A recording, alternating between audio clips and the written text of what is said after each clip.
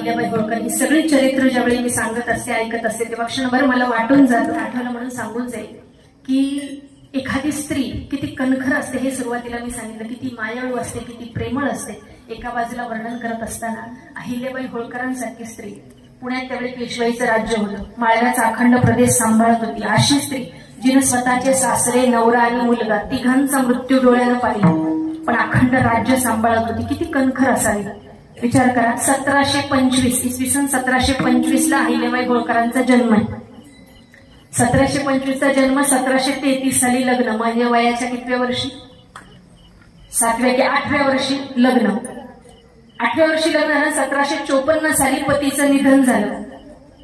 त्यांच्या पतीचं नाव खंडेराव, बरोबर.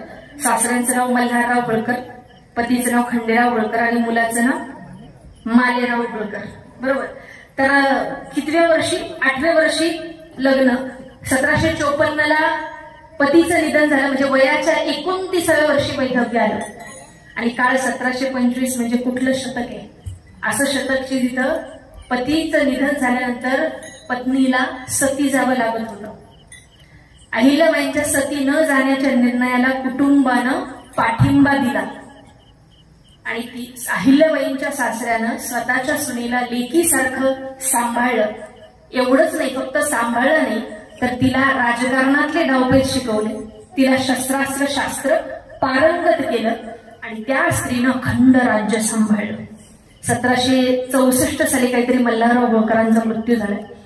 म्हणजे एवढा सगळा काळ जर तुम्ही पाहिला तर ही एक स्त्री ज्यावेळी पुण्यातून एक दासी अहिल्याबाईंना बघायला गेली ना, त्यावेळी आनंदीबाईंनी पाठवलं आणि आल्यानंतर विचारलं कशा आहेत अहिल्याबाई होळकर, तेव्हा त्या दासीनं उत्तर दिलं, अहिल्याबाई होळकर कुठलाही रंग नाही, रूप नाही, विधवा स्त्री, पांढरी वस्त्र धारण करते, पण चर्येवर म्हणजे चेहऱ्यावर सात्विक तेज इतकं आहे की कुणी भेटलं तरी आदरानं मान झुकावी, अशा आहेत अहिल्याबाई होळकर.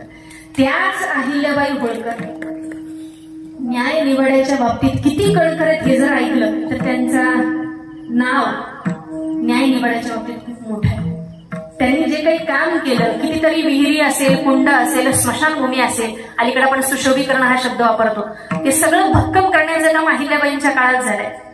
अहिल्याबाईंच्या आयुष्यात असा एक प्रसंग घडला की त्यांच्या राज्यात त्यांनी एक नियम घालून दिला होता की ज्यांना कुणाला काहीतरी अहिल्याबाईंशी बोलायचे, कुठल्या गोष्टीबद्दल न्याय हवाय, एक घंटा बांधलेली असायची चौकात, ती घंटा जाऊन वाजवायची. ज्याला अहिल्याबाईंपर्यंत पोहोचता आलं नाही त्याला ती घंटा वाजवायची.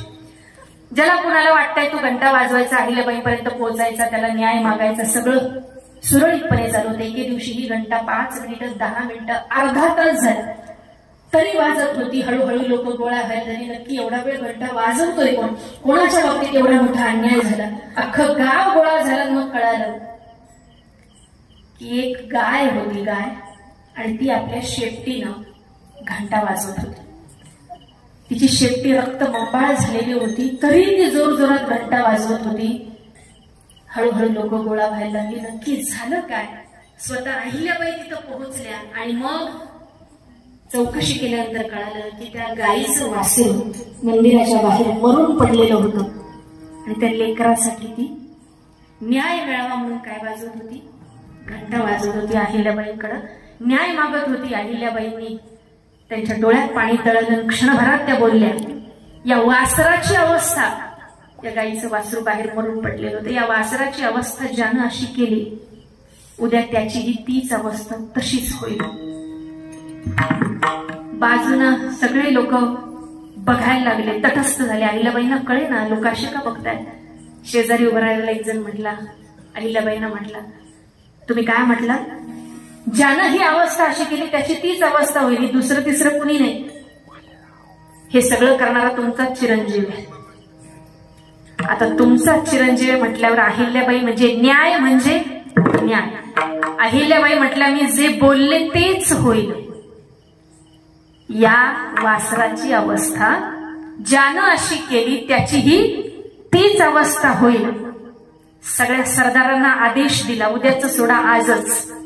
सगळ्या सरदारांना आदेश दिला कुणी यावं आणि हे काम करावं. सगळे 2 पावलं मागं सरले. गावातल्या सगळ्या लोकांना सांगितलं की ज्यांना कुणाला वाटतंय त्यानं हे काम करावं. माझा आदेश आहे, माझी पूर्ण परवानगी आहे, कुणीच पुढे येईना. अहिल्याबाई म्हटलं तुम्हाला कोणालाही हे काम करायचं नाही, ठीक आहे. न्याय निवडायच्या बाबतीत अहिल्याबाई होत्या, त्या अहिल्याबाई होळकर होत्या. त्या स्वतः रथात बसल्या आणि आता त्या रथाचं चाक स्वतःच्याच लेकराच्या अंगावरून घालायचे. विचार करा, स्वतःच्या मुलाला समोर रस्त्यात झोपवलं, रथाचं सारथ्य करायला स्वतः एक आई बसली, पण ती कुठल्या रूपात आहे? राज्य सांभाळणाऱ्या एका स्त्रीच्या रूपात असलेली ती आई आहे. आणि स्वतःच्याच लेकराच्या अंगावरून तो रथ घालायचा आहे. तिनं सारथ्य करावं आणि सुरुवात केली. कुणीच मध्ये आलं नाही. सगळी मागं सरली. अहिल्याबाई तो रथ घेऊन समोर आल्या आणि आता स्वतःच्याच मुलाच्या अंगावरून रथ जाणार इतक्यात कुणीतरी आडवं आलं आणि ती रथाची चाकं थांबली गेली. कोण आडवं आलं असेल विचार करा. दुसरं तिसरं कुणी नाही. ज्या गायीनं अर्धा तास रक्त बंबाळ होईपर्यंत घंटा वाजवली होती ना, ती गायीच तिथं आडवी आली. त्या गायीच्या डोळ्यातूनही अश्रू वाहत होते. त्या गायीला बोलता येत नव्हतं माऊली, पण ती न बोलता अहिल्याबाईंना सांगत होती, मी सुद्धा एक आई आहे आणि लेकरू गेल्याचं दुःख काय असतं हे माझ्यापेक्षा दुसरं कोणाला माहिती. त्या गायीच्या डोळ्यातून अश्रू वाहतात. ती गायी अहिल्याबाईंना सांगते की लेकरू गेल्याचं दुःख जे आहे त्याच्यापेक्षा मोठं दुःख जगात कुठलं नाही. आणि आडवी कोण येते तर तीच गाय. आणि म्हणून आई ही आई असते आणि म्हणून आमच्यातलं असलेलं मातृत्व जागं व्हावं आणि घराघरामध्ये ते नांदावं याकरता चरित्र, संत चरित्र, महिला संतकरांचं चरित्र सांगायची आज गरज आहे. जेव्हा